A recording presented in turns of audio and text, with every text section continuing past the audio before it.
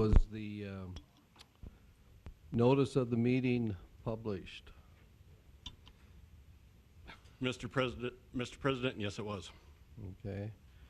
And then the second item is the roll call of city commissioners. We'll note that Mr. Jackson is absent. All other commissioners are present. Mr. Hirschfeld, has the work of the assessor been completed? Mr. President, commissioners, we have. Okay, and do you have a report to give? I do. I'd like to start off with a slideshow to present a little information to yourselves and to the public.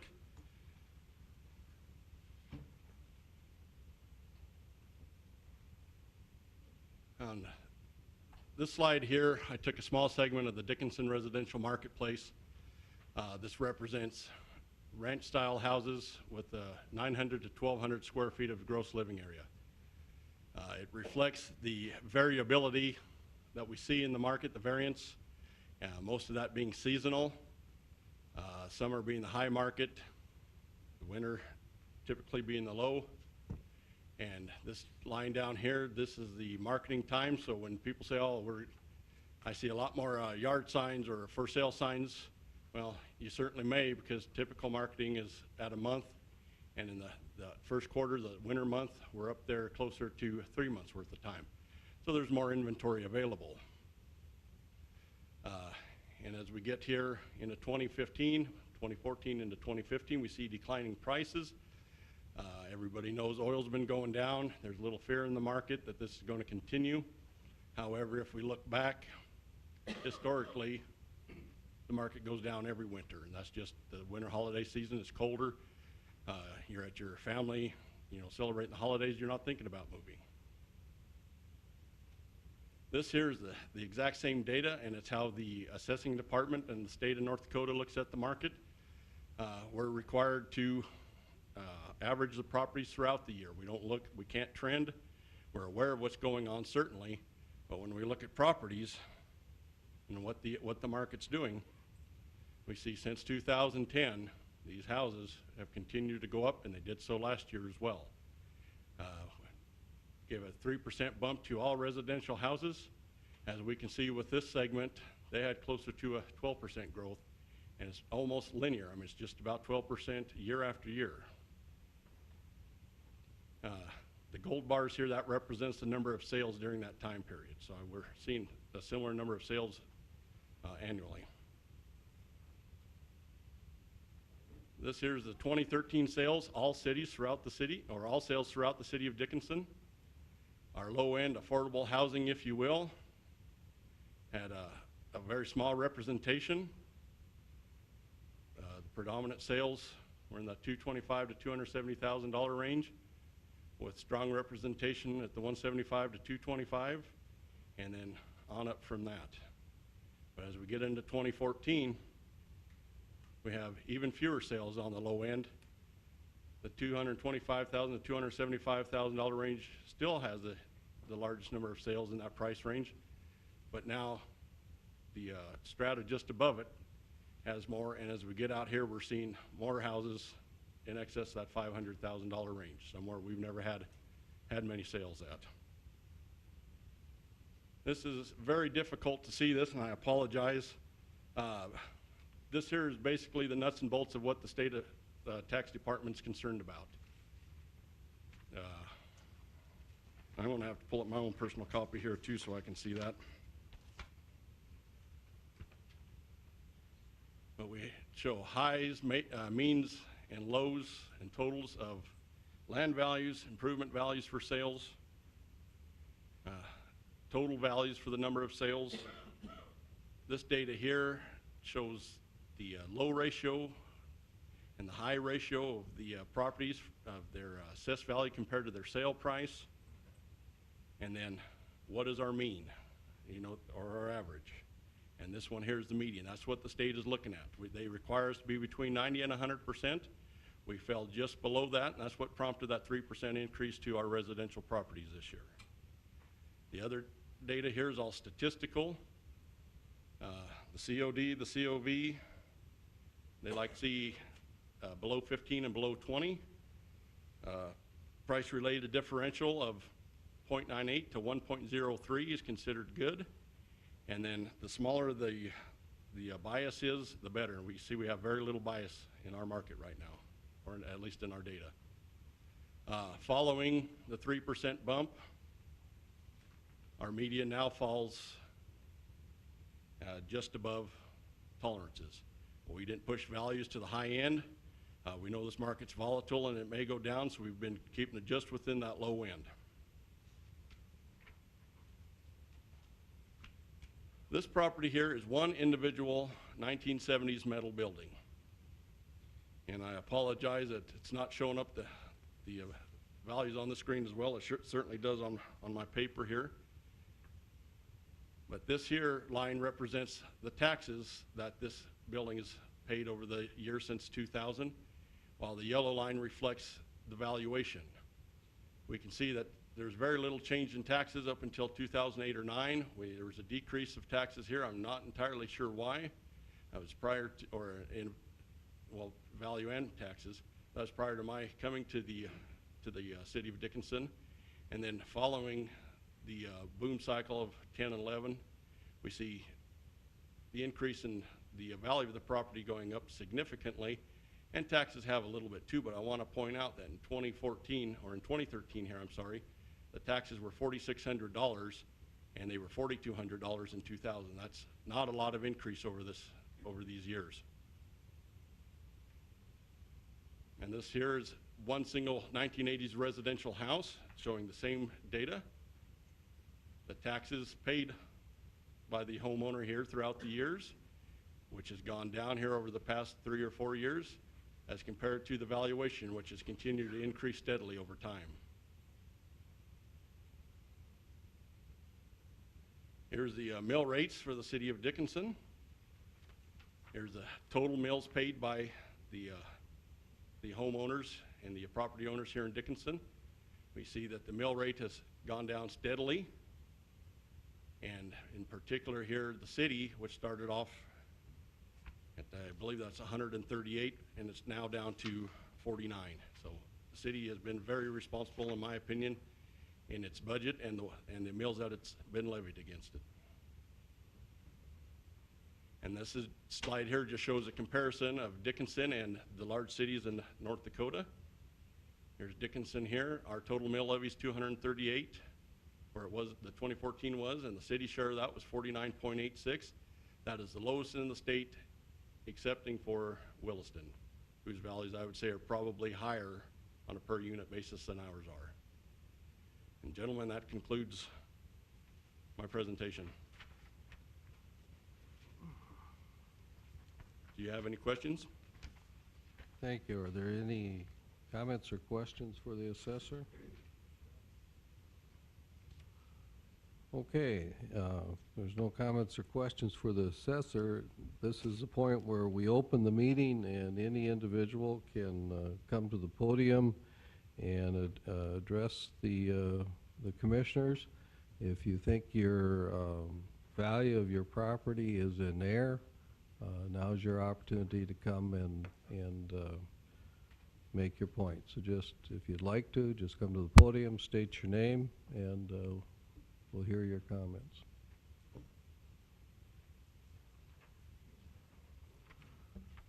Well, good evening. My name is John Warner. Most of you know me, some of you don't.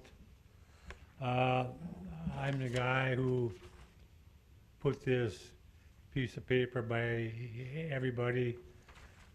I'm in a rental business. I follow it extremely close. And I guess I didn't realize until I talked to Joe here a week ago that the rent market affects what the taxes are, the tax assessment. And that's why I have this, because if you look at the sheet, you know, January of 2010, you know, that was the cheapest. Then the January of 2011, it jumped up significantly. And July of 2012, it went up a little bit more. But then 7/11 of 2/13, it took a pretty good hit. And it took another small hit in January of last year. And it took another little hit April of this year. But my biggest concern, most of you have been here through the crash of the 80s. And I was in the rental business also back in the 80s. And I remember people saying, don't worry, crude's going to be $50 a barrel. Well, it was, but it took 25 years. And we all know what happened in Dickinson. There was all kinds of houses on the market you couldn't sell. You could barely give them away. And while people are saying it's not going to happen again, I always reflect back on history. Well, hopefully it doesn't happen again. But just this morning, I had a supervisor at Oxy Petroleum. Now he's up there pretty high. He got laid off.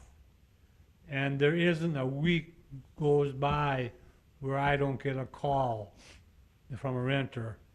Got the hours cut back, and got the benefits you cut back, got the housing assistance you cut back or eliminate it.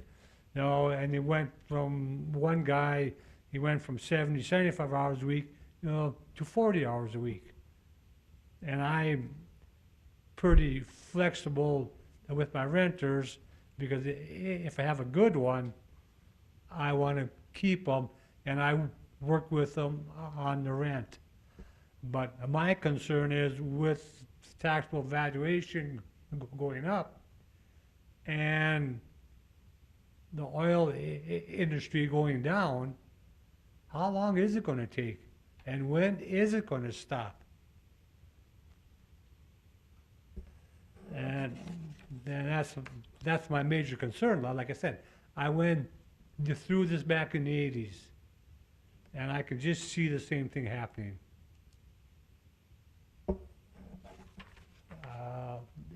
If anybody has any questions? Okay, thank you, Mr. Warner.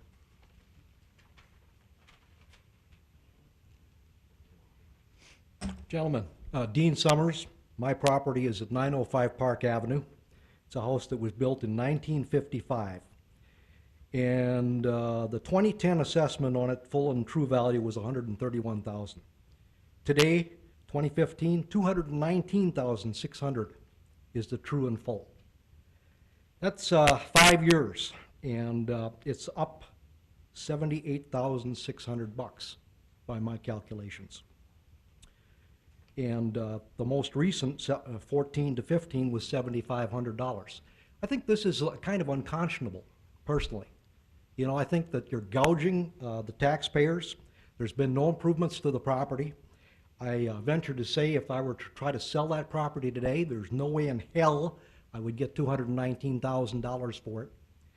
I'm surrounded by rental properties, not to dissuade Mr. Warner, but with a number of problems, as has been brought by a lot of this boom, which I think is over.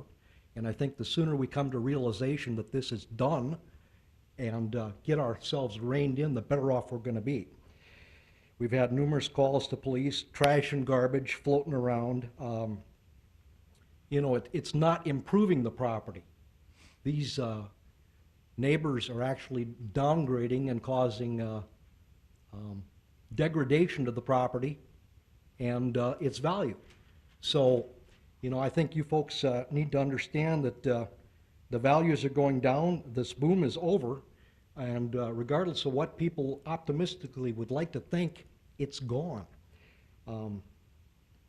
And I think it's time to rein in government, similar to Dunn County with the landfill situation the last few days, where they have had that 60% rule on local control. I think that people are kind of fed up with the way things are going. So I submit to you it's way too high, and I'd like ask for a rollback on that property. Mr. Summers, do you have an appraisal, a recent appraisal? No, I don't have a recent appraisal. I could get one, but if that's what it's going to take to ask for a reduction, Do you have, say, home sales, similar homes? either comps? No, I don't have any comps. Any comps, okay. No. I'm not in the real estate business, I'm a homeowner. I'm not, in the process of, other than taking a look at the way it's gone, it's not good. Have you recently met with anyone from the assessor's office? No, I have about the not. property? I'm here at the meeting to voice my concerns and raise my objections and ask for a rollback. So what do I have to do to get that done? Meet with the assessor, Well, get comps? meeting with the assessor is a good first start. Okay. And that's generally what we would recommend, and if through meeting with the assessor, you don't feel that, or if you feel that their values are still in error, then I think an appraisal would be in order. Okay. You know, if you'd, I realize appraisals are costly, but Well. we have to have some form of credible evidence that. Confirmation, I understand, that their- okay? If that that's their the way I value is need to do wrong. it, then I will, And I understand your concerns about going forward, but I think you heard Mr. Hirschfeld say that we can only look at the evidence that's occurred, in this past year. We can't predict the future and set values on that. okay? So we have to look back. And I think we all, well, I shouldn't say we all, but probably most of us would agree that whether it's residential property or commercial property, Dickinson and likely many of the other communities in the Bakken are in a bubble. That the values, what people have paid, are fairly inflated. Okay. Even for older properties, right? I mean, All right, okay. we'll go with our schedule, and then I'll contact you, and we'll see what we can do. Well, and if there is time tonight, you might be able to meet with the assessor while the meeting's in progress. We'll Okay. kind of see who follows you here. Very good. Okay? Thank you, gentlemen, appreciate it. Good evening, Commissioners. Good evening. Thank you for putting this on, taking time. My name is Brian Heimel. I'm with Dickinson Hill Shopping Center and Five Diamond Fund Managers. Mr. Hirschfeld and I had an opportunity to meet earlier in the week, and we're sharing information and going back and forth and figuring it out. What I was looking for from you guys is the formality and the process in which the assessment's done. I think the information that you just gave the gentleman that was up here prior to me is great. Tonight's evening and the meeting that I believe is going to be in June or July, is it the final meeting? So the best process, what's the process after you've made your assessment for both us and some of the other landowners, just be able to speak our opinion, and then if we want to go back and get an appraisal or something else and present to the commission or to Mr. Hirschfeld? Well, let me jump in here, and we'll get Mr. Colling to help me and bail me out. But, we're under a timeline. So, for example, if you go get an appraisal and say that appraisal takes 30, 60 days or more, it likely won't impact what's happening here this evening. It could impact, for next year. I think when you refer to a June meeting, and Mr. Colling, I think that's when the county meets, and that's kind of the last chance for appeal, is it not? Mr. President, that's correct. The County Board of Equalization would take the results of this board and then equalize the values for the entire county. And that meeting, I believe, is the second Tuesday in June, if I'm not mistaken. But so if a property owner was able to get, say, an appraisal that showed a different value from what we've set, the value the city has set on it, had it prior to June, or that June meeting, they could present that to the county commissioners at that time. could That's they correct. not? Yes. So, I mean, that's kind of your window. If Wonderful. you wanted to do that, they would be your last avenue of appeal. When we're done tonight, you know, we're done. You're done. And- Okay. and Wonderful. then- Well, thank you very much Yeah. for your time. Yep.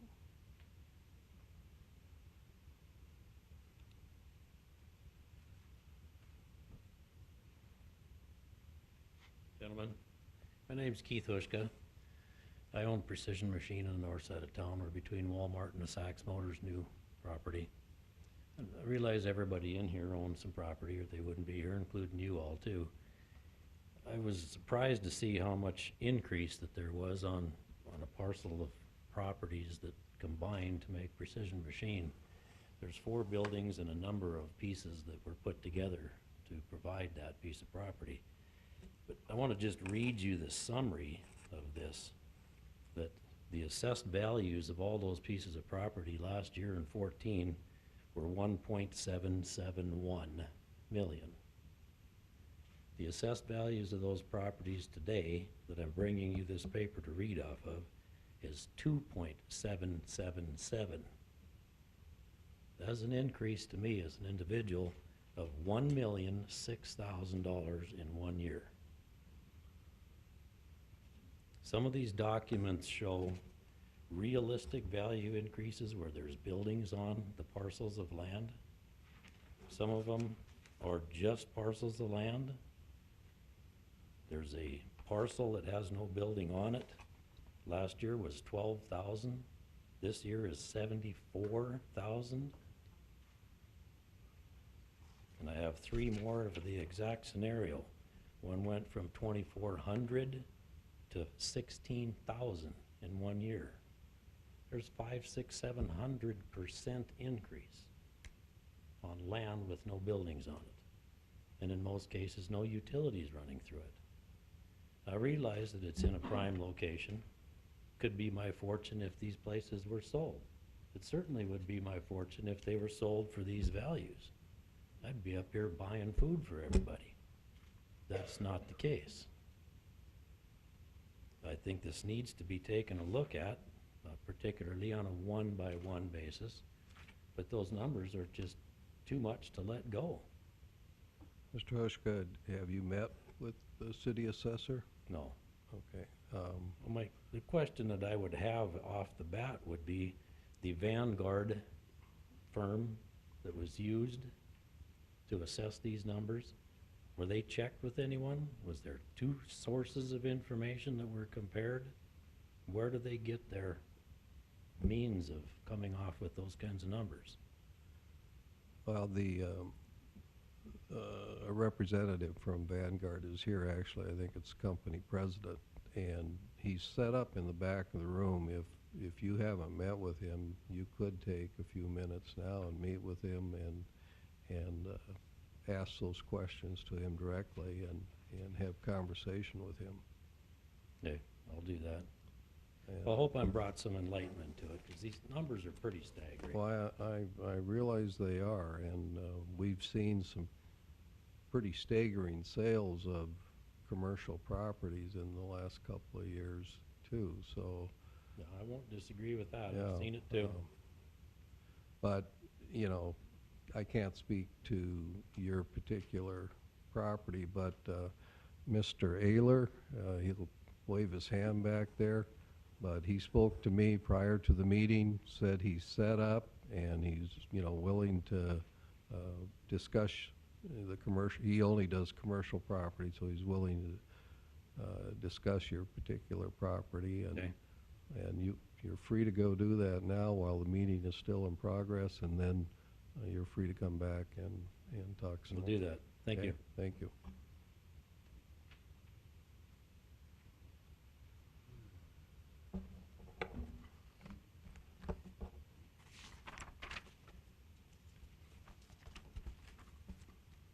believe me, this was not on my bucket list.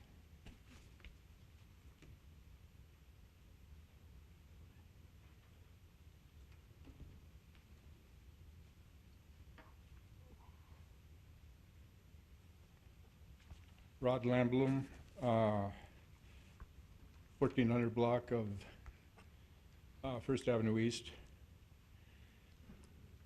I'd like to bring to your attention a couple variables that exist in that neighborhood of the 1400 block. They should have an effect upon the assessment within the houses within that one block area.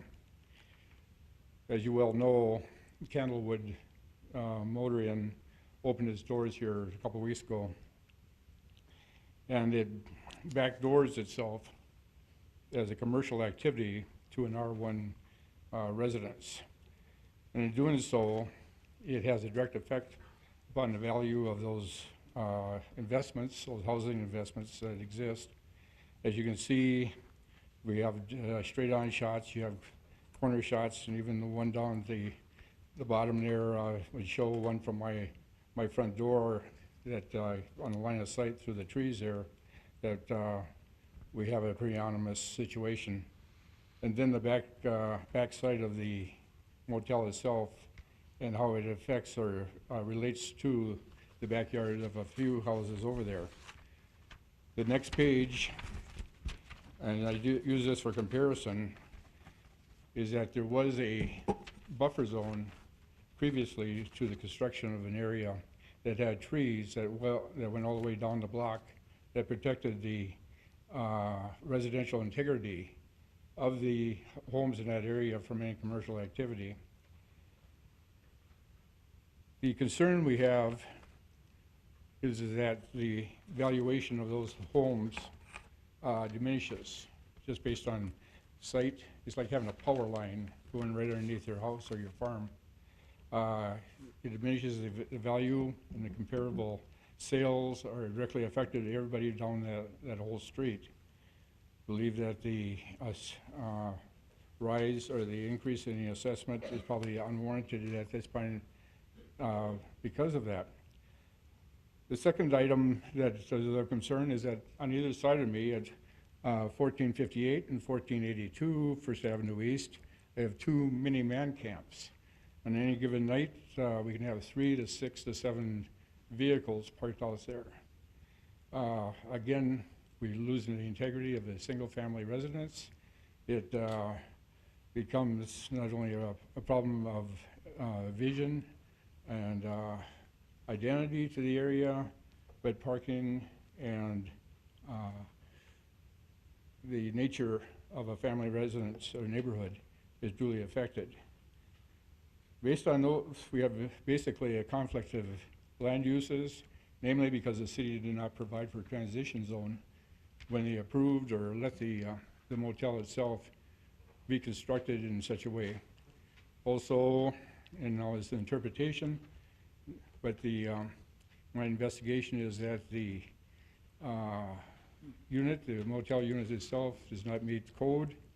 It exceeds code, in fact, for height. It's built 6 feet above grade, namely because it's in a swamp. And they learned from the Hampton Inn that it's just going to be one big river underneath there, and they had to pump water for, 3 months just to get the baseline for that motel into place. So they built it on a slab. And I was told that it exceeds the height requirements or height limitations because of architectural enhancement. Well, those 4 gables or units on top of the thing obviously are mechanical. It still doesn't speak to the fact that you're limited to 4 floors, 4 to 40 feet. So in that regard, I'm asking that you provide for a nullification of this increase for the people in that 1400 block of First Avenue East. I did talk to Joe last week on this. He did convey that he's in one part of the city doing reassessments, if I recall, and that is obviously going to be a time factor, but sure don't want to be penalized any more than we have to just because of the time delay in this. Appreciate your time. Okay, thank you, Mr. Lamblum.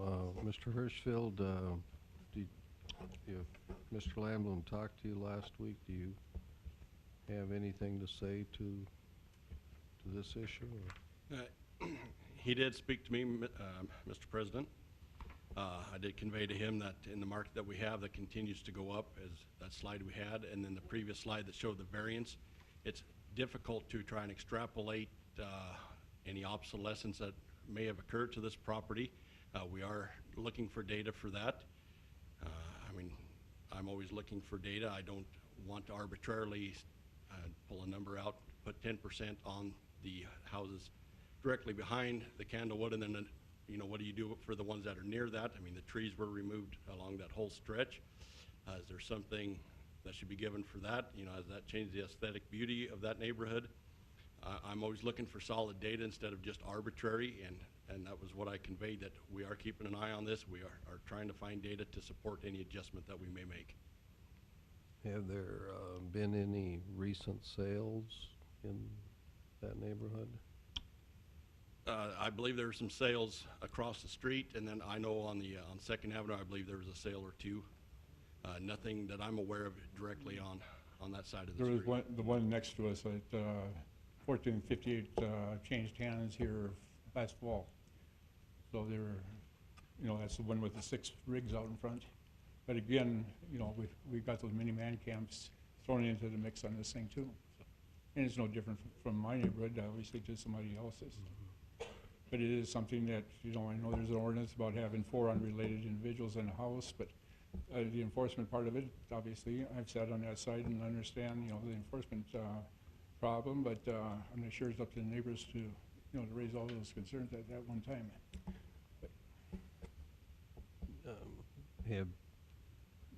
Has anyone on this block had an appraisal done? Not that I know of. But not. Appraisals are time-consuming. Trying to find an appraiser, obviously, is a difficult task these days, and they're expensive. No, I realize that. Yeah, but, I imagine. yeah. So, okay, Okay, thank you.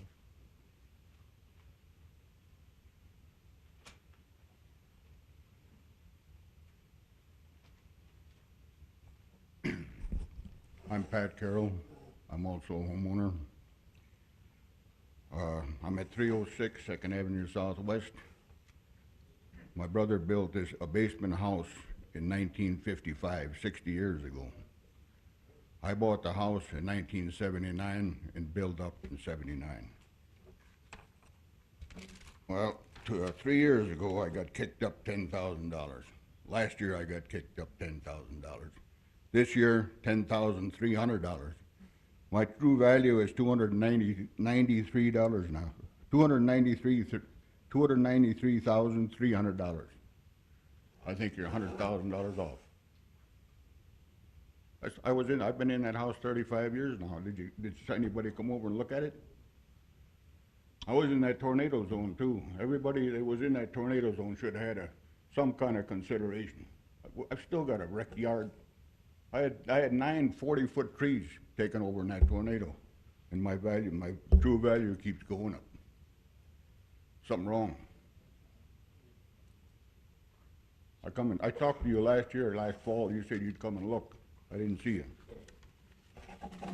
You want to come over? If I can have you talk to my staff back there, give them a phone number, we'll make sure we contact you. And I also like this.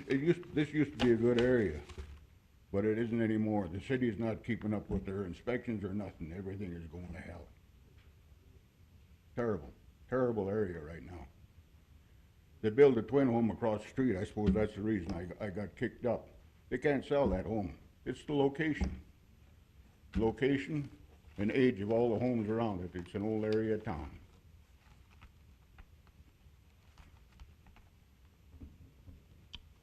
That's all I got to say. Thank you, Mr. Carroll.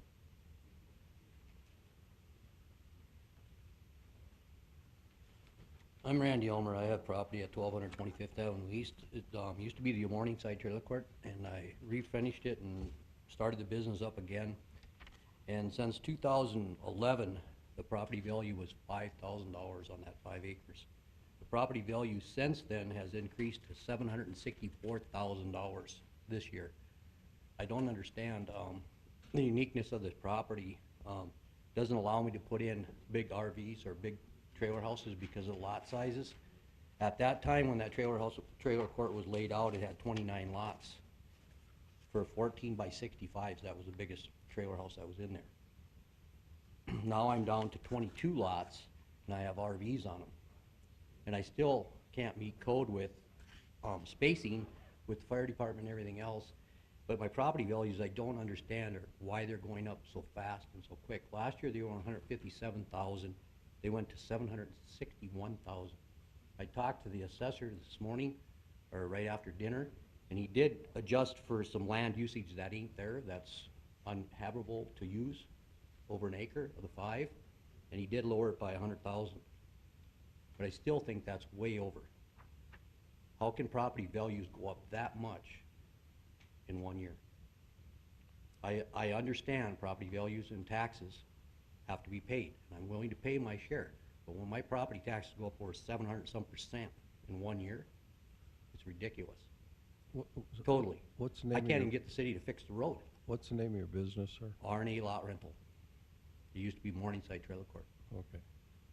I have photos of it, and the road out there is paved in the U-shaped, but it's all gated out. I had an estimate of $160,000 to fix the road.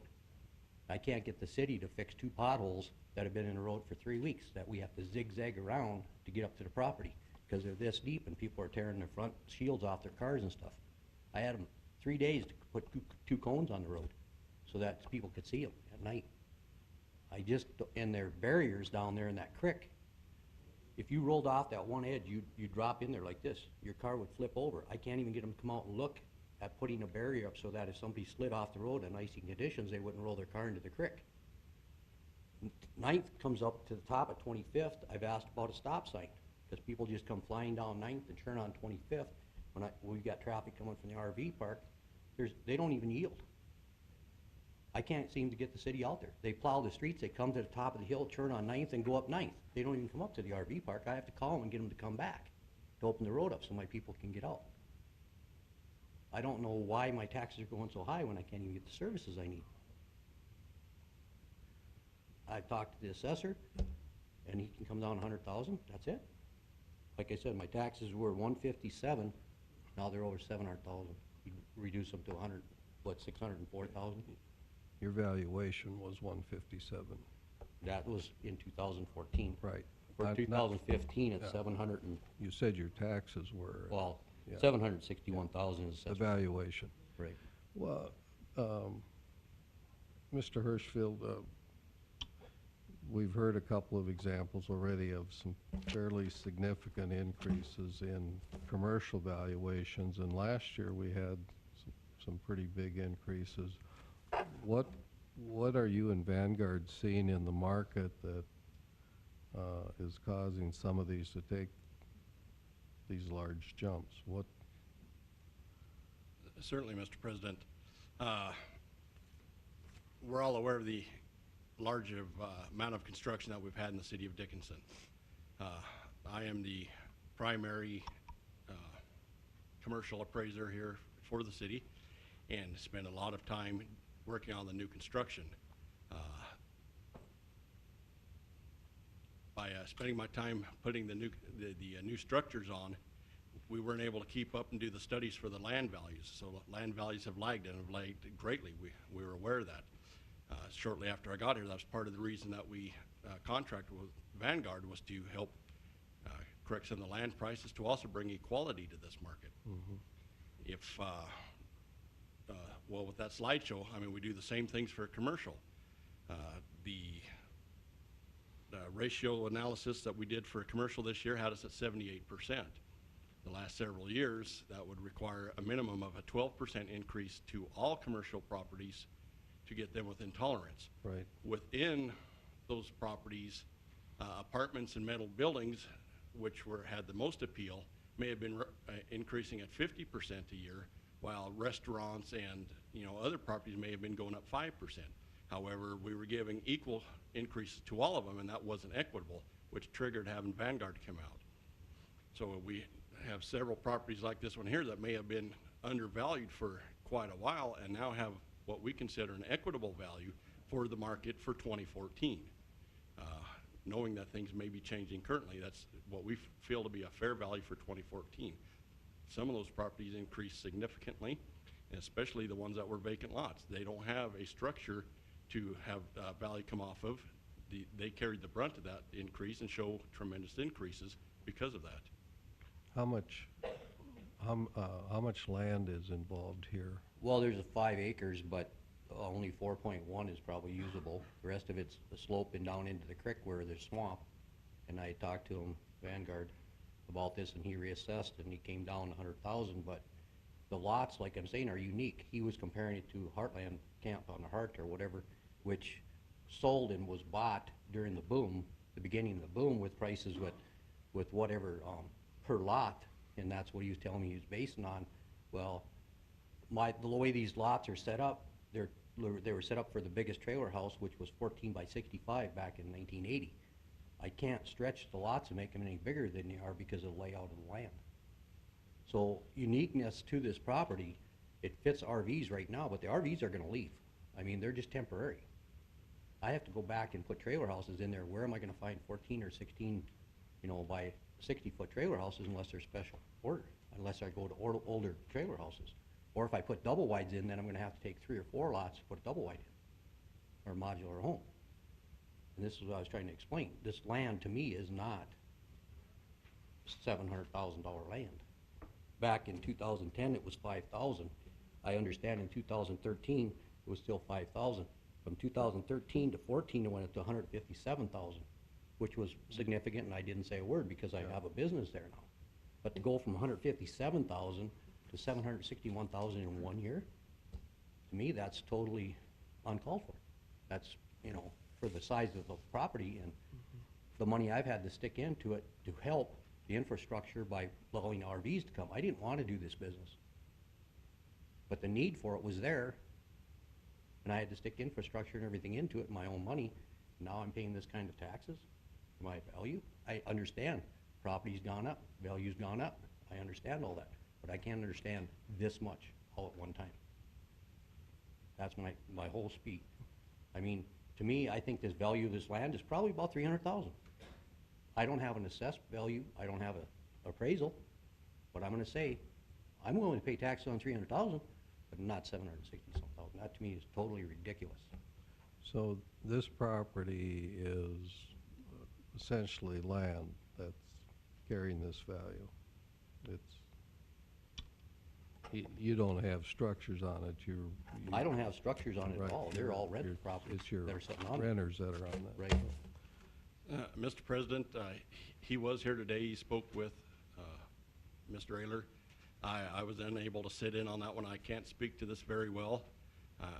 With trailer parks, I'm assuming he has some kind of infrastructure besides just land.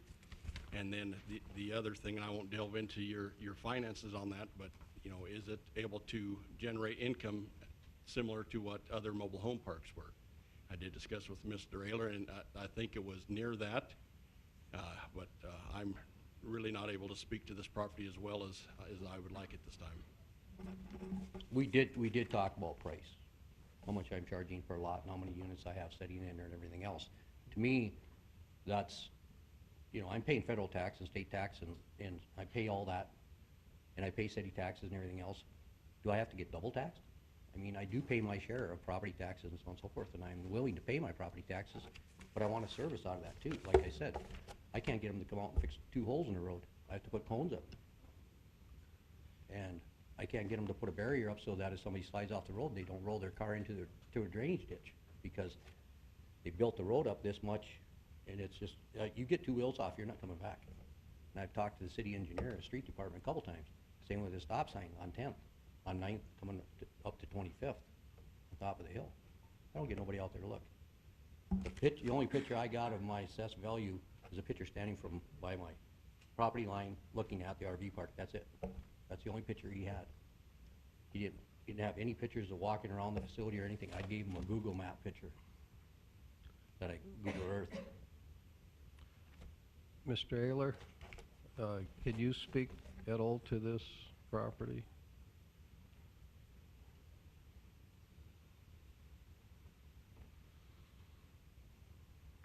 Thank you, Mayor, Board. Yes, Mr. Ulmer did come in and speak with me today.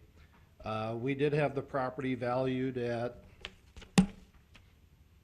$761,800. After I spoke with Mr. Ulmer, we lowered it to $604,100. The basis for that adjustment was this is a 29-space mobile home park, or that's how we had it valued. He explained to me because of the configuration and the setback rules that he was really only capable to use 22 to 24 of the sites. And also, and as I'm looking at his map right now, there was about 1 acre of this land that drops off significantly and really has very little use to him. And when I looked at how we valued the property, we did not consider either of those aspects. So I took 1 acre of the land, and the land in the mobile home parks was valued at $175,000 an acre. And that's pretty consistent to all the mobile home parks. So we took that $175,000 for 1 acre and we dropped it all the way down to $1,000, kind of a residual value. Also, since he has issues with the size of the trailers and all that, and he only has a function of about 22 to 24 of the sites, I'm going on memory now, but I think I took 23 sites, divided into 29, and that was about 15%. So then we applied a 15% obsolescence to the site to allow for that deficiency. And those two changes is what caused the reduction from 780 to 604. There was I believe it's Camp on the Heart, that sold for $43,700 per site, or per trailer space. Also up in Alexander, North Dakota, there is a manufactured home park currently listed for sale at $57,000 a site. The current assessment on Mr. Ulmer's property, if we take the $604,000 divided by the 29 sites that he actually technically has, the value would be $20,827 per site. Taking it times 22 sites, it's $27,454 per site. Another way we looked at the value is a gross rent multiplier. A typical gross rent multiplier for a manufactured home park is about 5 times gross rent. I believe you mentioned to me that you get about $500 a month rent. Correct.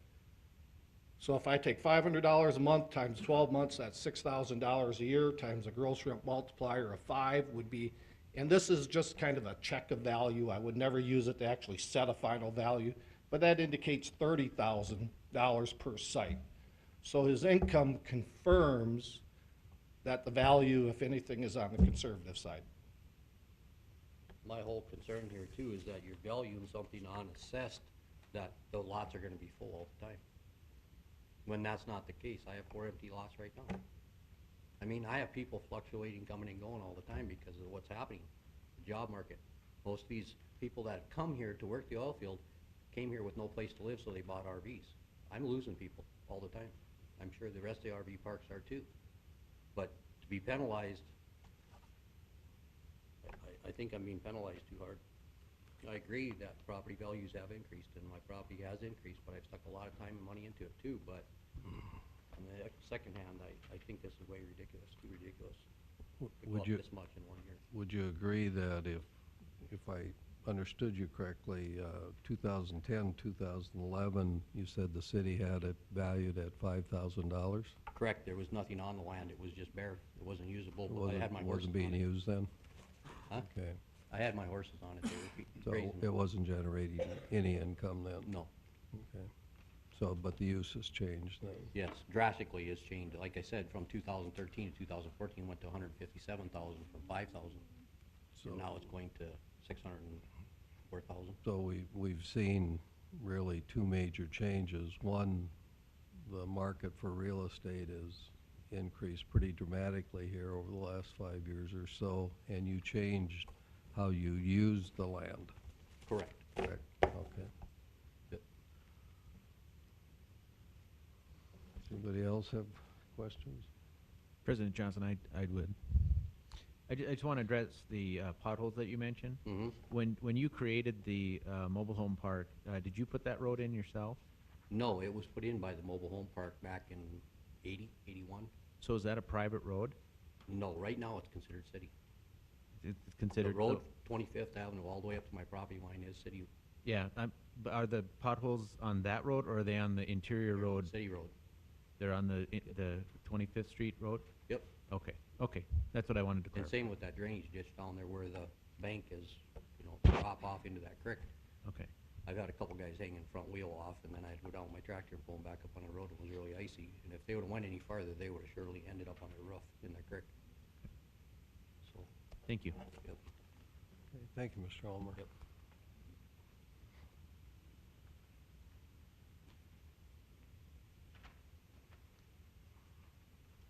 Hi, my name is Mary Peters, and I am representing a piece of commercial property called Chiropractic Health Center on 12th Street West.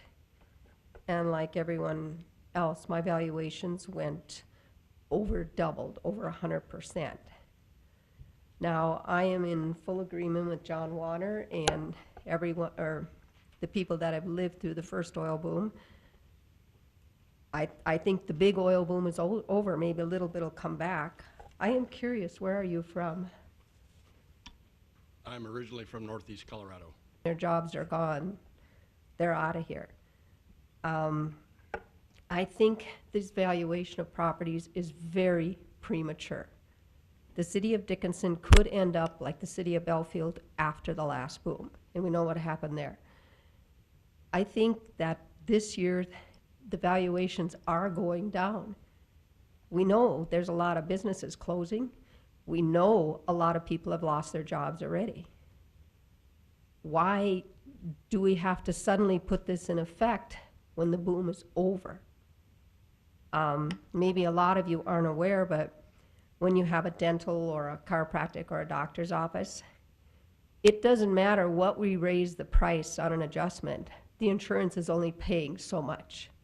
They have what they call a write-off, and we have to take it because we are participating providers. And if you're not a participating provider, nobody's coming to you.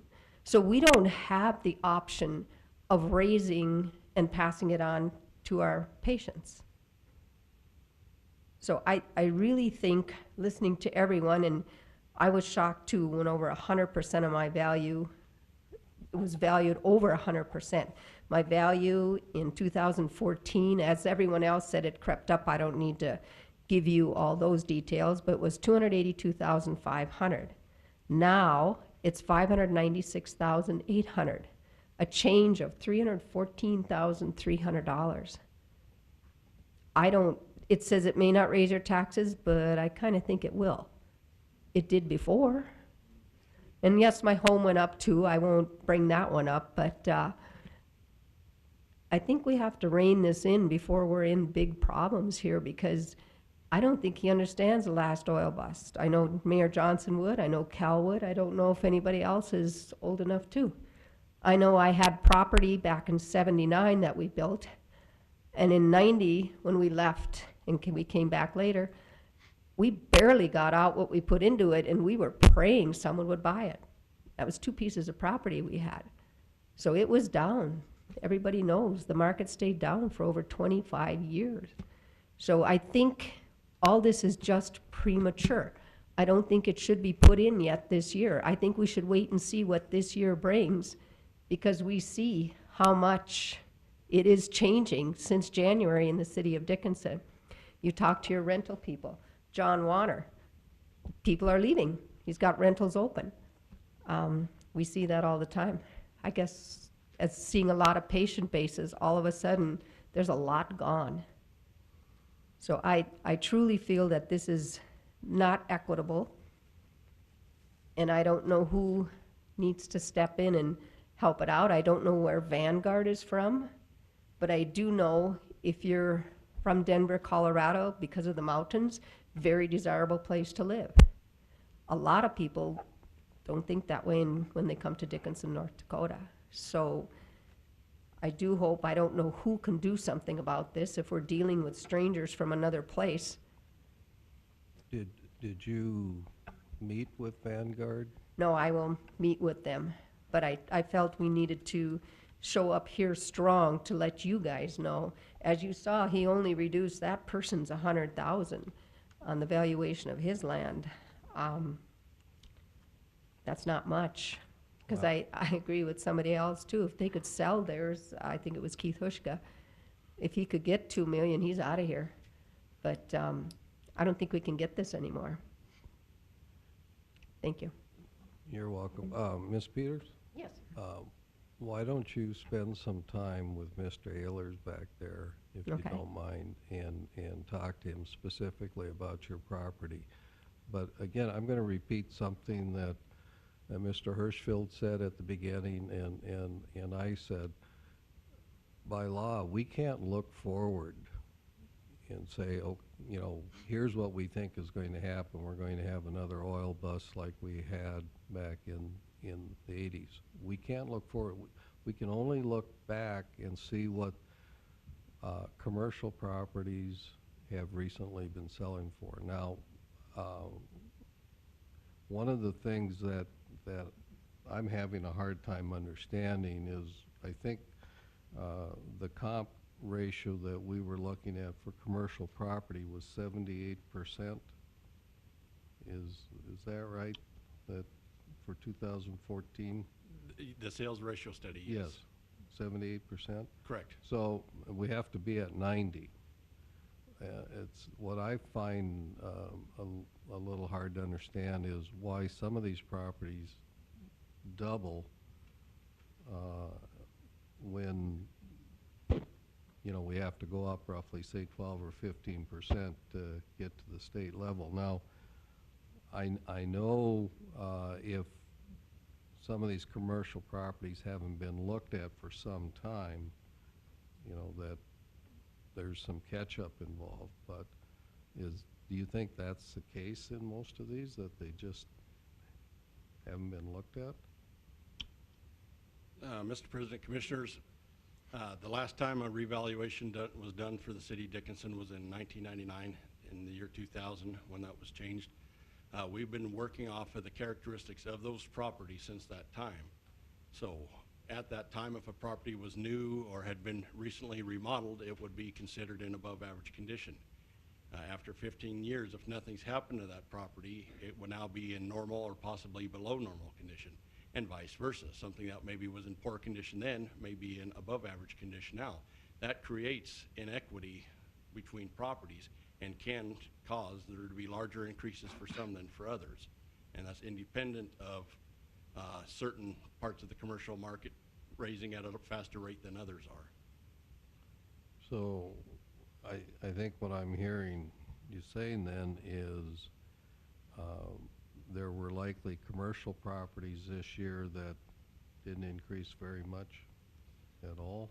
That is correct. When we looked at what the state requires for a notice of increase of 10% and $3,000 of the 2,000 commercial properties, 1,500 of the properties met that condition. That means 500, or about 25%, did not meet that condition. We certainly aren't going to hear from the folks whose values may have decreased 5, 10%, or whatever the decreases may be. I haven't delved into each property that deeply to know what individual increases or decreases may have been. So I also think in the last couple of years, everybody's well aware that construction has been overinflated in this town, just because it could be. So I think I disagree in the fact that we do have to be aware that history can repeat itself, and to be proactive and to be fair to all the business owners to a reasonable valuation, not over 100%. I just don't think that's reasonable. I don't think I've ever heard of anyone getting 100% raise on their job,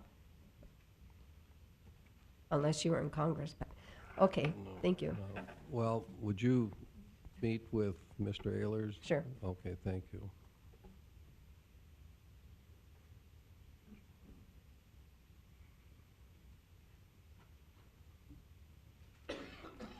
Commissioners, Mr. Hirschfield. My name's Ryan Rudolph. I'm representative of the developer for Highlands, North Dakota LLC and the Riverfront properties. The Riverfront was recently replatted, so I don't have information on what the previous assessments were in 2014. I did get the new assessments based on the replatting. I plan on spending some time with Mr. Hirschfield as soon as possible to compare what the assessment changes have been on those. As far as the Highlands development, we saw roughly a 55 to 60% increase on all our properties. Primarily what we have left is vacant unusable lots or undeveloped lots. We are in the process of developing those lots, but at this time there's really been no change for the significant amount of percentage and change that we've seen. We're looking at, 76 lots roughly, so a little bit of change adds up across the board. We're trying to build affordable housing, and with these increases, which may or may not affect the tax base, starts adding up and adding up and adding up. I know we're one of the few developers that builds new homes under 300,000 in the area right now, which is kind of the cap for first-time home buyers. So with the increase in sewer hookup fees just recently added, $3,500 per home, increase in valuations on lots that haven't really changed. Some lots that we recently purchased are valued over the purchase price. I'd like to, and I'll take time with Mr. Hirschfield to maybe go through this a little more in depth, but maybe look at, people that are developing or trying to develop on a larger scale, if there's anything we can do to help us out, especially trying to provide affordable housing and housing for first-time buyers. Mr. Hirschfield, would he be better off speaking with Mr. Ehlers if this is commercial property? This is all residential here. Right, but I mean, it's commercial in the sense that you're developing it right now. You can speak to either one, it doesn't matter to me, but I mean, I just would like to point you in the right direction. These lots here are residential in nature. They are taxed at a commercial rate and are considered commercial property by the state of North Dakota. However, they fall under the threshold of being residential, and he would be best served by continuing to speak with myself. Okay, Okay. all right. So I just wanted to bring that to your attention. There have been increases in everything, and it's making it difficult for people trying to build affordable housing in the area. So I wasn't sure I understood where your values were last year, your appraised values, and then where they are today. They've increased about 50 to 55% per lot across the board. All right, And some that we recently purchased are valued above what purchase price was. I know we looked a little bit today at what the values were, what they were based off of, and I guess, like everyone else has said, I hope and wish that we could get some of the values that some of the prices are based off of for the lot. So and I'll get more in depth with Mr. Hirschfield to okay. get that taken care of. Thank you.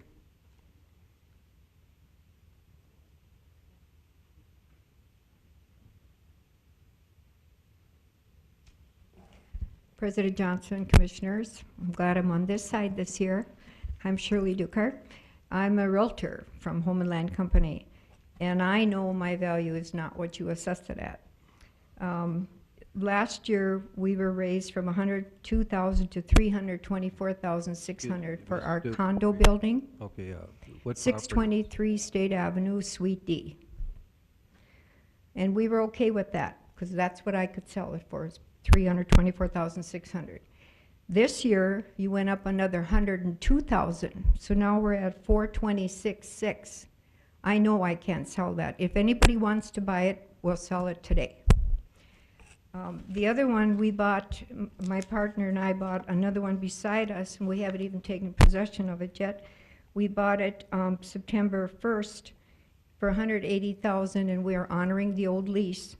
We have not done anything to it, and the assessed value went up to $218,300. So these are things that, I don't like the way these assessments are going, and I always share that with you as a commissioner. We have had a lot of phone calls from very disappointed sellers that have bought, or I should say property owners, that have bought homes in the last year. Yes, you want your property values to go up, but we also know your taxes are gonna go up. That's all I have to say. So, you know how the process works. Absolutely. Did you meet with the city assessor's office prior to tonight? My partner tried to call him, and so did I, but we never got through. Today? Doris had called a couple weeks ago, and I called today. Okay. Well, I'd invite you to go back and meet with Mr. Ayler since this is commercial property. And I will. Okay, I just thank you. want the public to know that I care, because I have to sell these properties too. Okay.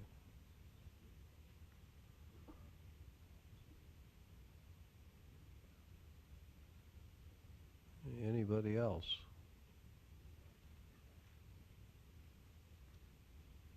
I'll give you a little bit of a change. I'm here to talk about hayland, About what? some hayland Oh, that hayland. got assessed. My name is Bruce Sellinger, and I don't know if you can even do the math, but I'm a little frustrated because last year, actually, I called Joe, and he was going to make some adjustments, get back to me, and that was never done. So when I got the new assessment, I was very frustrated that nothing got done last year. My taxes, if somebody can do the math, went from about $5,000 up, or not $5,000, went from assessment of, I had two different tracks down there, about, they were assessed at $5,000, they went to $200,000. So, do the math on that. That's, I can't even do 100%, was that 1,000%, 200,000%, or 2,000%? It's a lot. Anyway, the problem I have is, I don't know how I'm being assessed down there, because it literally is a hayland, okay? When I talked to Joe, he said he was assessing it as residential or lots. We don't have access to the property, we have a sludge pit behind there, we have the ball diamonds there, and we have an oil well sitting down there. So the problem is, I think that assessment has gone crazy high. I believe it's higher than the $5,000, but I don't think the 200% or 2,000% is How many reasonable. acres are we talking? 20 acres. 20 acres? And that's excluding the home and the, This isn't my home. This has nothing to do with my home. this is just what used to be the lagoon. Well, lagoons down there, I have problems with, I got, the land is actually in a floodplain, some of it, and, you know, I don't know how you can take, you know, I don't know how you classify that land, because I can't sell it for residential, I can't sell it for commercial, so, not sure how, and Joe was gonna get back to me, and he never did, so. So I don't know where to go to get that result. So, your home is outside the city? My home is right? outside the city. And so what, I'm trying to picture this. This land. is everything to the west of the ball diamonds. Behind Lewis Addition, Okay, all right. Right along the river. along, well, I don't actually touch the river, I touch the sludge pit, Okay. whatever you call it back there. And so it used to be, the assessed value was $5,000 for the whole 20 acres? Right, And now it's 200,000. now it's $200,000, or I guess that's $10,000 an acre. But the land's not developable. But at this point, yeah, there's nothing down there actually that I could do with that land. Okay, but is the land developable? I have no idea. I mean, there's nothing, I don't have access, I mean, I suppose anything's developable. Well, not There's no services, there's no water, there's no no sewer. water, no sewer. There's no roads, Okay. there's that sort How many acres does that slush pit take up? Bruce? of. I think that's about 5. 25%. Mr. Hirschfield, do we have an adjustment for farmland in the city tax structure? We we don't have ag land. There are certain thresholds that a property must meet to remain ag land. And yes, I remember speaking to you. I'd clarified my position and thought we'd advance that as far as I could, waiting, I guess, for more data from you. When I reviewed this property, and I'm going by memory because it's been a year, I haven't seen it since, but I remember this property as having been platted with the road easement giving No, access there's no to plat. it. There's no plat on this land. Lewis Addition in front is platted, and there is no plat of that 20 acres. And as such, you know, I consider it developable at $10,000 an acre would be well below what other raw land is sold for to be developed. I mean, most of the raw land values that I've seen have been on the minimum of $20,000 on up to $30,000, $40,000 an acre. So I was well below that, and that was my, excuse me, my basis for the valuation last year. I'd certainly be willing to sit down and discuss this further with him. I don't have any additional information in front of me at this time. If the land isn't really readily developable, I don't see how you can appraise it as set the appraisal as developable land. It's probably worth more than $5,000. I guess that's.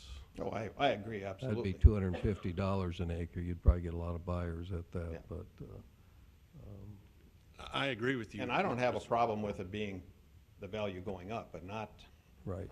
I mean, actually, what's happened in here is that, obviously, my concern is that it's become very expensive hayland for my horses. Well, I understand that. Because I think my taxes went from $250 up to $2,500. And I can't, I couldn't even rent it out for that kind of price. No, like I said, I'd be willing to sit down with Mr. Sellinger. I remember the lot as being platted, having this plat in my plat cabinet downstairs, but that's from memory. If that's not the case, then certainly an adjustment would be warranted. But if we're, if you're gonna sit down with him, would you be sitting down with him sometime after this meeting? And I guess where I'm going is, say you sit down with him and you agree that you need to make a downward adjustment here. Can that be made in between this meeting and the county meeting? And would the county accept that new number, or do we have to make that adjustment here this evening? If it's something that Mr. Sellinger and I agree to, I'm sure the county would accept that valuation. Mr. Colling, is that the way it works? Mr. President, it's the obligation of this board to correct the rolls as you deem it fit. You do have the option of confirming the rolls as to those properties that you agree with and holding over some properties till a later date.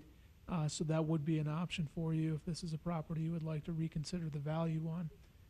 What's the latest kind of date we can go if we hold any properties over? I believe it'd be the first Tuesday in May, if I'm not mistaken. Maybe the second week of May. Okay. That is when the county would have their boards.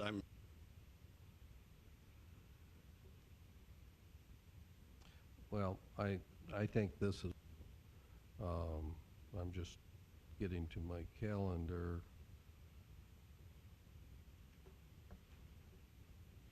And Mr. Colling, did you say the first Tuesday or the second Tuesday of May?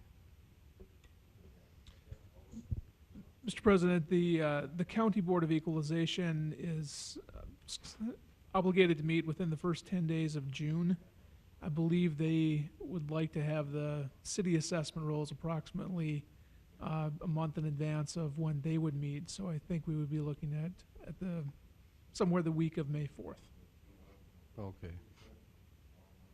So we're likely to hold over some properties and reconvene during the week of May 4th. We do have a city commission meeting on May 4th. We could reconvene as the Board of Equalization either right prior to that meeting or right after.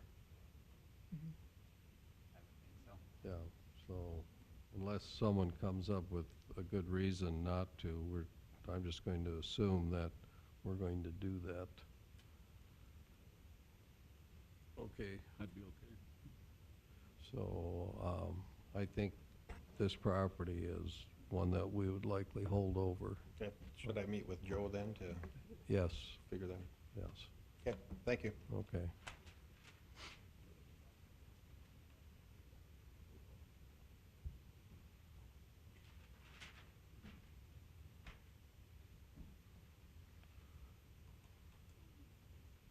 Anybody else?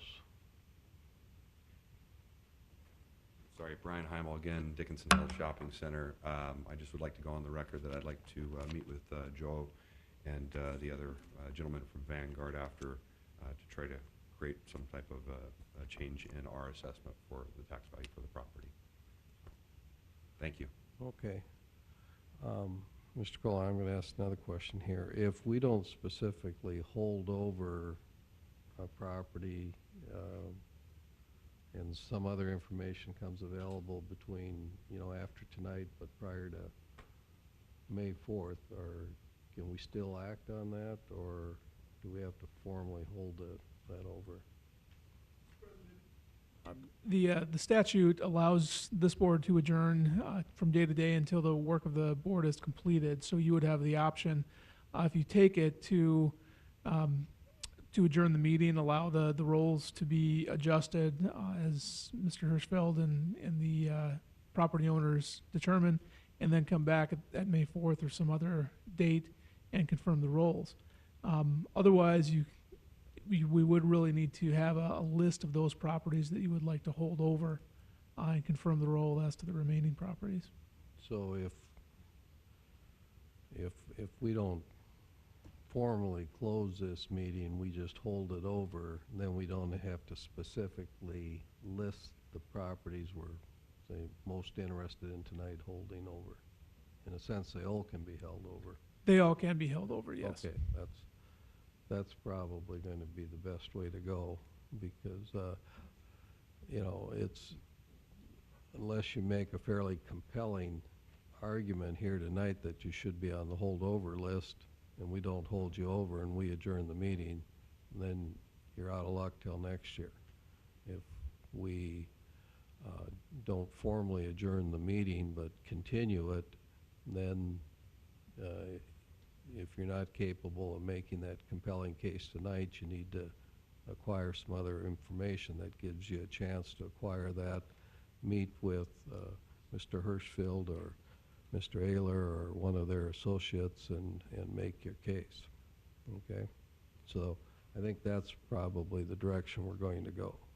So who's next? Mr. Hushka, did you make any progress back there? Yes, I did. The concerned properties that we discussed earlier at Precision Machine, it's a complex of 4 buildings and some properties that were acquired to get it to that point. Between 8 tax documents that I have, 4 of them are buildings on them, 4 of them are not. One of them with building on them has the appraised value of $200,000 an acre for the land. The rest of all of the acreage has $150,000 an acre for the land. I think that's a fair amount where buildings are on them, but it's a seemable large amount for parcels in between them that don't have buildings on them. In about what year was the Walmart property sold? Oh, man. 2009. I arrived in 2009, and it was before that. I'm going to say I 2000. should I remember should that. know, but I don't We had either. some 5-hour meetings over selling that property. I'm gonna say I 6 think or I 7. blotted that memory out. Well, so in some cases, it's beyond memory, but it isn't that long ago. So, But that acreage was sold, if my memory serves me, at $40,000 an acre. I think you might be right. 25 there. acres, 40,000, the Yeah. city sold that property. Yeah, And today, the acreage that's right beside it, or right off the boundary of Walmart on 2 sides, is being proposed to value of $150,000. Well, if we were selling that Walmart property today, I'm sure we'd be quite a bit above $40,000 an acre, Yeah. you know, but. So I don't But that was argue a that the good, that was price, the year we sold it, that was a good price. yeah. I don't argue that those prices are out of line. There's acreage that was sold across the street from me and some that wasn't, that was valued at a lot with street and curb and amenities for 240,000, and if you did the math, it was an acre. So that they're not out of line. My point is that I got a question as to whether or not we are looking into a situation of buyers coming in here and bypassing us for the potential of some of us that have been in business or may want to sell or may want to review our situations at these high rates. Are they going to continue up? Is this going to be a ceiling? These are the things that I have to wonder. Well, it's difficult to predict the future. But It is. like I said earlier, my own opinion is, you know, we're in a bubble, whether it's residential property, commercial or industrial, and, you know, I would expect at some point that, even if that bubble doesn't burst, that there'll be some air let out of it, you know. But I appreciate the time that you take to listen. So, and but 'cause did you reach some sort of middle ground with Mr. Ehlers? with the explanation suit, I'm satisfied at least now to know where it came from. I feel that it probably maximized its potential for an increase for 1 year. Okay. In my particular case, so it's something that I'll have to live with. Some of the others may not be able to afford those increases or live with them. But to point out where those numbers came from, it wasn't particularly anything to do with the values of the buildings. Most of it was to do with the land underneath it. That's where they're okay. located. All right. So, thank you. Okay, thank you.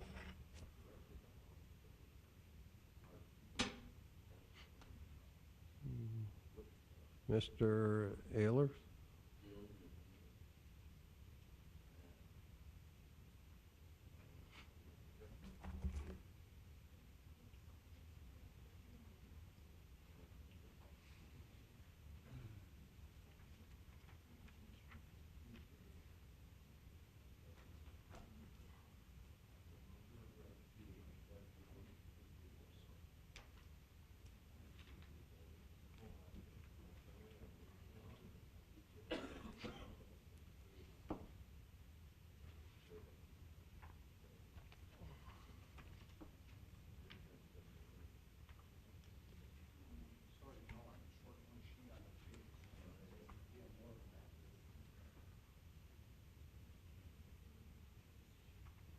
Okay, first of all, I'd like to address two issues on two of the people we just spoke with that are not on the sheets that I gave you. We spoke with Shirley Dukart on two properties that she talked to you about. Actually, those two properties are part of a condominium of a strip mall. And we had a couple of people from that strip mall come in, pointed out a couple of things to us, and we actually adjusted that entire strip mall. So before she even came in and talked to you, we had already adjusted her value today. So they're on I gave you this spreadsheet here from our meetings today. So these are all the people who came in and spoke with us today. And on the second page, you will see, I'm sorry, on the third page, you will see the second property under the name of Diane Duscher, and the fourth one under the name of Doris Hoff. I believe she owns these properties in conjunction with these people. So you'll see those are the adjustments we made on those already today. The other property we spoke with is the chiropractic office owned by Tim and Mary Peters. For some reason, we were unable to get into that property. I don't know if they were on vacation when we were in the neighborhood, but we did not get inside. This is a one-story building with a basement. We had the basement as being fully finished. She pointed out to me that it is only about 2/3 finished. And so we did just make an adjustment back here. So her value on her building was 500, that's not on this list. I didn't have time to get that typed in and added. But her parcel was valued at $596,800. And that change lowered the value to 517,600. Okay, so those are the changes I made tonight. I would like to, the blue document I gave you is called a letter of transmittal. I'm not gonna go through it, it's for you to review in the future if you would like. That is a document we give to Joe and the assessor's office. It's got some notes on what we did in the project, where we used certain land rates, what sales we analyzed to come up with some of our conclusions. And that's by no means all of it. Most of the information is in the computer. But that's just an aid to his office. But technically, since the property owners had already been notified of their values, we cannot change them anymore. So this spreadsheet is everybody we spoke with today, all the parcels that were discussed, and the changes. So you'll see that there are quite a few that we didn't change, and there were some that we did. So I am requesting, well, first of all, if you have any questions or anything about any of these properties, I'll answer those, but I am requesting that you as a board review this, make a motion to either approve it or disapprove it. But I don't believe these changes can be fully implemented until you as a board approve these changes. And maybe I'd like to speak a little bit about the project itself. There's a lot of people came in and talked to us about the commercial properties and their change in value. And the vast majority of the increase was in land values. So a property, vacant lots went up significantly. Properties that were land heavy went up significantly. There are some properties we actually lowered in value. And there were a lot of properties that came in today where the land went way up, but the building actually was decreased, but the overall net change was a considerable increase. When our appraisers set the value, in fact, you had a reappraisal back in 2000. We did that reappraisal. One of the gentlemen that set the values this time was the same guy who did it back in 2000. When he came up here, he hadn't been up here much in between there. He was shocked at what he saw in the change in the market at that time. But we looked at the current sales, and we did set all the values based on the current sales. Whether a value was going up or down, I totally understand that that's very important to a property owner. But when we're doing a project like this, we purposely do not look at the old values because we don't want that to influence our judgment. So it wasn't until the project was completed that we had any idea if somebody's assessment was increasing or decreasing. We let the sales guide us to where we thought the value should be. We sent out operating statements, analyzed income data, we looked at the sales. We did a reappraisal last year in Williston. And so we did one this year also in Dunn County. So we did have other areas that we have worked that we could use some of that information. And our values were even higher in Williston last year than they are here by about 20%. I guess that's about what I have to present. Do you have any questions of me about the project that I could answer for you as a board? Can you, how long have you been doing this? You know, how long have you been with Vanguard? I guess, how long has Vanguard been involved in this kind of business? Vanguard, all we do is mass appraisal. So we only do appraisal for assessors. We have been in this business since 1968. I personally have been with the company for 35 years. We do mass appraisal in 7 states in the Midwest. So we have worked in very different markets. In fact, when I first started working in North Dakota about 15 years ago, and if we raised somebody's value, when they'd come in and talk to us, they would always accuse us of, I know what you're doing. You're coming up here to North Dakota and putting your Iowa values on our property. And I'll tell you right now, if I were doing that today, you would see significant decreases. We just did a project in Cedar Rapids, Iowa, and just for maybe your interest, based on the analysis we just did here, a property here would sell about 50% higher than in Cedar Rapids, Iowa right now, where I'm from. Well, it's prettier property here. I mean, Yes, it is. yeah. It's a beautiful area to drive, you see forever. All kidding aside, I mean, what is happening in the Bakken is pretty unusual. I would suspect in your 30-plus years of experience, you've rarely seen anything like the Bakken, where literally in a handful of years, property values have exploded. What you've got going on here, I have never seen in my professional career. We've worked in some areas that have had temporary booms due to maybe a new business coming in, things of that sort, but nothing of this magnitude. And I probably should point out also that part of this project, you know, a lot of people won't believe you when you say that, you know, if this boom you have going on here is tempered and there is a pullback, the values, the assessed values will drop. You know, very few people believe you when you say that, but that's part of what this project was about. And what I mean by that is you want to get it so it's easy for an assessor to change values in the future. So the idea is, like we were talking about land rates. There's one industrial park in town that the land is valued at $175,000 an acre. That is one line in a table, that 175,000. Every property in that industrial park is using that one line in a table. So time passes, 3 years from now, the market is dropped. And there's some sales occurring in that area, and that land now is only selling for $50,000 an acre. Joe's office merely has to go into that table, change it from 175 to 50, run what's called a revaluation, and it'll recalculate that entire subdivision and lower those values instantly. That ability to adjust the value easily will free Joe's office up to be able to do more analysis and not have to spend as much time.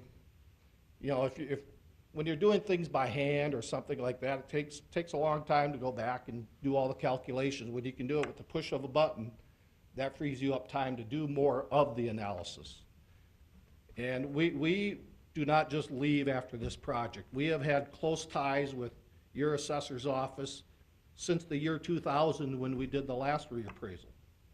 And Ryan Eli, who is in the back of the room, lives in Minot. He is our North Dakota rep. He is here on a regular cycle and stops by the office to see if they need assistance, and we're always available to help with that analysis. Other questions for Mr. Ayler? Would anybody in the audience like to pose a question to him that we haven't? If we haven't talked to him, and we've got a couple things to change, that what, all this is just done now, or what? You know, I came here to talk to him, but I haven't had a chance to talk to him. I'm listening to the conversation. Well, you still have a chance to talk to him, and He says he's got it on there, and he wants it voted on, and then nothing else. No, that isn't, let me explain what he requested. This would be the changes to date. This doesn't mean this is final. Remember, I said just a few minutes ago that we're going to continue this meeting and not adjourn it, so, and we'll reconvene it, appears on May 4th. So any other changes that would be made from this list going forward, my understanding would be they would just bring a new list and say, we want you to approve these too. Okay, this is not the end. May 4th will be the end. Okay. So there's still time tonight if you'd like to meet with him tonight, if you'd like to take a little more time, either to prepare, you know, you can do that too. Yes, you have a question. Do you represent just commercial properties then, or residential? Well, our company appraises commercial, residential, industrial, everything. But all we did in this last project here was the commercial. So we had nothing to do with your residential. My knowledge should still be with. You're over it, yes, yeah. But yeah, Vanguard was retained to help us with the commercial and industrial property. Any other questions? Yes.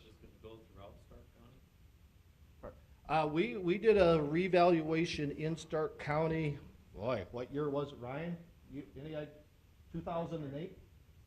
Okay, so in 2008, we did a revaluation in Stark County. So they have been maintaining those values since then. And I know Ryan stops by and works with them and helps them, but that's about the extent of what I know on that. So we've just retained them, you know, for the city of Dickinson, so. I believe they're, And since I've got, my property value went from that 5,000 to 157,000 in 2014, and there was no assessment done by, where did these values come from? And there was no assessment done from 2013 to 2014. I don't know. I know nothing about the old value. If you were saying 2008 was the last time, That was in Stark County, you know. Yeah, 2008, we did a revaluation just like this for the county. That would have been properties outside the city of Dickinson. Mr. President, I think maybe I can address that a little further. Sure. Besides the project that Vanguard does for us in 2000 and currently, we are annually review sales and may be necessary to reassess and change values depending on where at between that 90 to 100% tolerance that the state requires. If we fall outside of that, one direction or the other, we are required to make a change. If this board does not do it, then it falls upon our county board of equalization. If they do not do it, then that falls upon the state board of equalization, and they will do it. Divide County went through that last year, I believe, if I remember right. They had a 20% increase. Their board did not accept that. It went to the state board, and then they did it from there. But I do review this, you know, annually to keep us within that 90 to 100% tolerance. That's why you see increases or decreases throughout the years, not just between these two, the year 2000 and the year 2014. But we use Vanguard periodically to get a comprehensive review done.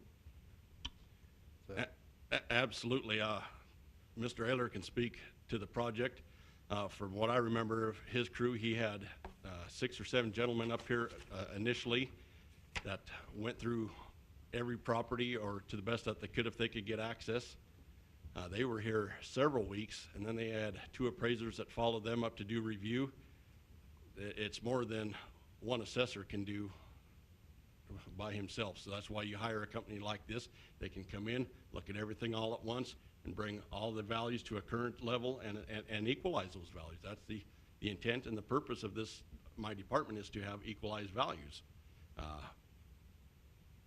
We can't help the increases. I mean, that's what the market presents us. It's based upon the sales that happen within Dickinson.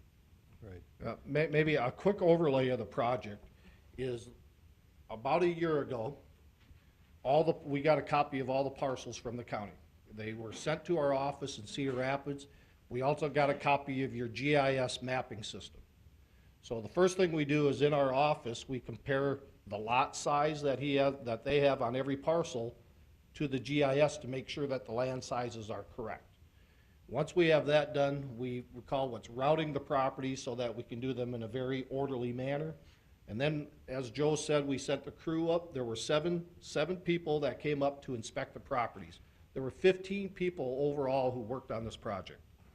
Those 7 people canvassed all the commercial properties, did the inspections. They measured every building, every parking lot, everything.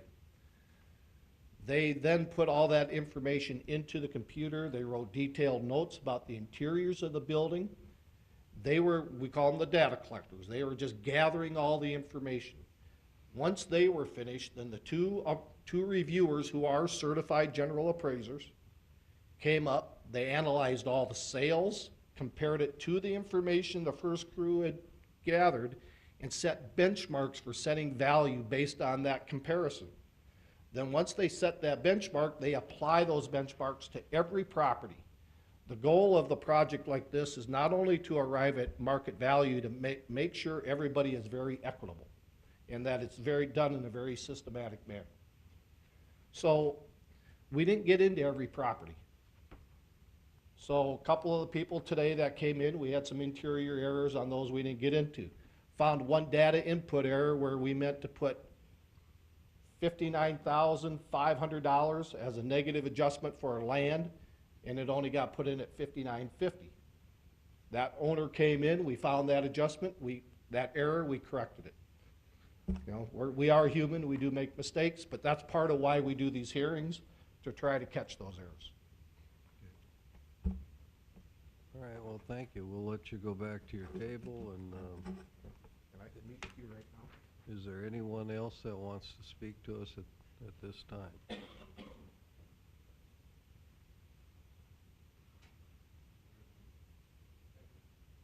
Okay, then, Mr. Colleen, I'm going to need your help. I think what we're to do is, we've got this one sheet here called corrected residential values, and then this other sheet, spreadsheet that Bob Ayler gave us, and I think what the appraiser's office would want us to do is to accept these values by motion. And that is correct, Mr. President. And so, Mr. Colleen, if you concur with that, please advise us on the best way of doing this. Mr. President, I do concur with Mr. Hirschfield. I think the appropriate motion would be to accept the Board of Equalization adjusted values as presented, And that includes both sheets? which will include both sheets, yes. And would one of our commissioners like to I'd make move? that motion, Mr. President. Mr. Steiner moves that motion. Is I'll there second it. And we have a second. Is there any discussion? Okay, hearing none, we'll vote. Mr. Steiner? Aye. Mr. Altman? Aye. Mr. Decker? Aye. The chair votes aye. The motion carries. Now, Mr. Colleen, is there any of this other business that we can do, or do we just carry it all over? Mr. President, it's at your option. You can carry it all over if you wish. If you do desire, you can act on the real estate exemptions, which is item 8A in your agenda. There really shouldn't be any changes to those now, should there, between now and May 4th? There should not be, Mr. President, no. And I'm trying to remember the information in the memo, but we don't have much for exemptions this year. What do we have? It's just the real estate exemptions, which are normally the charitable ones. That's correct, Mr. President, yes. This is the only one we have, because all the two-year residential exemptions have expired. We haven't had any Renaissance zones in the past, so, and we don't do builder exemptions anymore.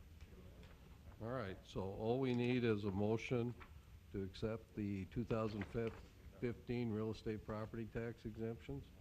Motion to approve the 2015 exemptions. Second. Okay, we have the motion, the second. Is there any discussion on that?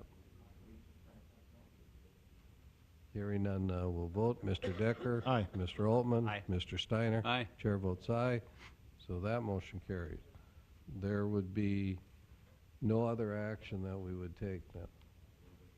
No, Mr. President. The only remaining action is to confirm the assessment rolls or adjust them as you deem appropriate, and you are able to adjourn your meeting and reconvene at a later date. Okay, so say that again, to confirm what? You will need to adjust and correct the rolls as you deem appropriate, and then take a vote to confirm them. But that'll be at the May That'll be at 4th. the next, at Right. the So continued meeting. there's nothing else we formally do here, other than the motion would be to carry over the meeting until May 4th? Under the statute, it uses the word adjourn, so you can't adjourn the So meeting we can just adjourn, okay. till the work of the board is completed. All right, is there a motion to adjourn then? I'll make that motion. Is there a second? Second. We have the motion and the second to adjourn. All in favor, say aye. Aye. Opposed, say nay. The motion carries. We're adjourned. So, if you all understand the process, you've got till May 4th to negotiate or present your case to either Mr. Hirschfield or to Mr. Ehlers or one of their designees. All right?